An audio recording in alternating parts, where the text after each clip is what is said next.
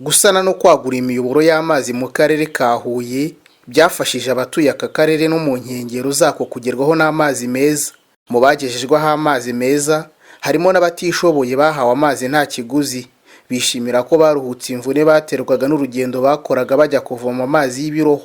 Twarahangayikaga tukajya mu kabande umuntu akanayarara umva ingaruka se barumva kutagira amazi ari ibintu by'u Rwanda nyine.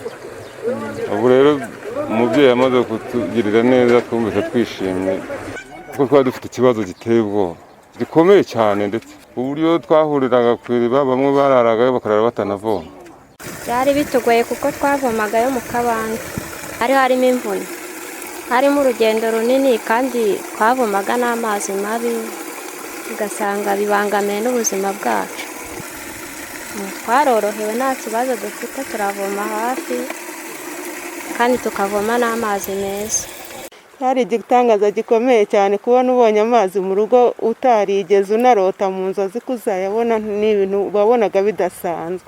Ubushobozi ntabwo twari dufite bwo kuba twakurura amazi ngo tuyazane mu rugo. Uretse abatuye Huye n'ibigo bitandukanye bihakorera bishima ko byagejejweho amazi meza. Uwiringiyimana Ernest ni umuyobozi wungirije w'ishuri ribanza rya Kimuna riherereye mu murenge wa Rusatira. Aragaruka ku buryo bagorwaga no kubona amazi yo gukoresha. Gukora isuku byaratugoraga, byasabaga kujya ku mugezi gushaka amazi. Iyo habaga atari igihe cy'imvura kugira ngo ibigega biri hano bibashe kuyafata, byadusabaga ko dushaka uburyo bwo kuvomesha amazi yo gukora amasuku.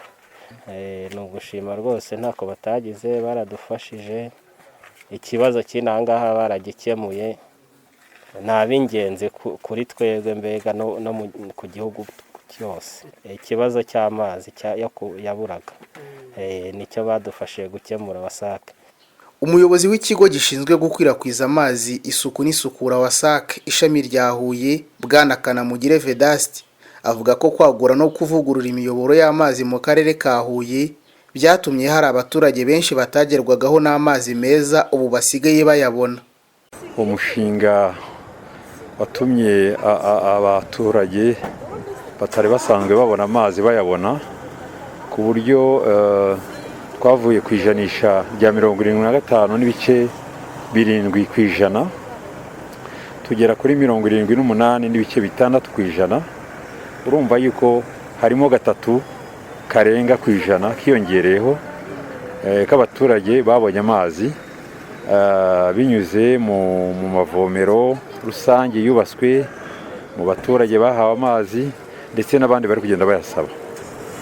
Hari ibice bya Karama, ibice bya Sovu, ahantu hitwa Muyogoro hari ikibazo, hari umushinga wari warahubatse imiyoboro, ariko ugasanga ntabwo amazi ari kugera ku gace ko hejuru. Ubu ngubu utwo duce twose tubona amazi. Hari nanone agace ka Rukira kashoboye kubona amazi katari kayafite, ndetse n'ahantu hitwa za Kabuga.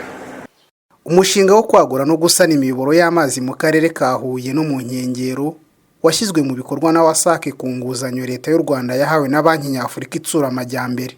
Mu byakozwe harimo kubaka imiyoboro y'amazi ireshya na kilometero zigera hafi ku 134, hubatswe ibigega 16, amavomo rusange 62, utuzu tw'amazi 24, ndetse ingo z'abatishoboye zigera kuri 500 zihabwa amazi nta kiguzi. Uyu mushinga watangiye muri Gashyantare umwaka 2019 usozwa muri Kamena umwaka 2021. Abaturage bagera ku bihumbi 72 bo mu karere ka Huye no muri Gisagara mu murenge wa Save babona amazi meza binyuze muri uyu mushinga.